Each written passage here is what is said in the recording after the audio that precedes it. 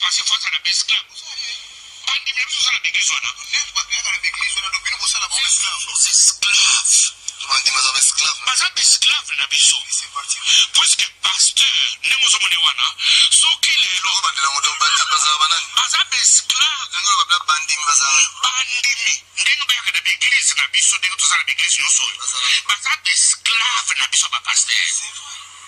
Yango zo na bandi minyoso wana soki mundi yakumi kodinga akoma franchi c'est-à-dire akoma libre abando kuluka ayi ba vérité même kati na pasteur il faut so te passer na lukele motif so atera apese mbotete odike ba passer ne to sabu na bandi na biso to sala bandi mingi to sala na église mais to lobisa kate ah bon mais asa ni église avande to lobisa kate to abomoye ba connaissance to na kulubiso nene ngana na so batango église na so fonctionner à temps plein so ki na muni na fendi moyo pesidi metaka na kulubiso te bandi mina ngaba yebiki nakulubi sote nakukangeloka na batuzo bayebi il faut de lokeno maté pona te pour ça mona okomia crédit ozo futa susu dimte et puis tango bato baso baso frame ngana lati ni atana boda zo kerke bato baso ya so que na monio le dimanche baso frame te mado baso frame te il faut na salo maté so que na maté simbite na ko baso mbotete et puis mundi na kusantir maté da sa dose maté mo mbokila na kusala maté sible kakapo c'est ça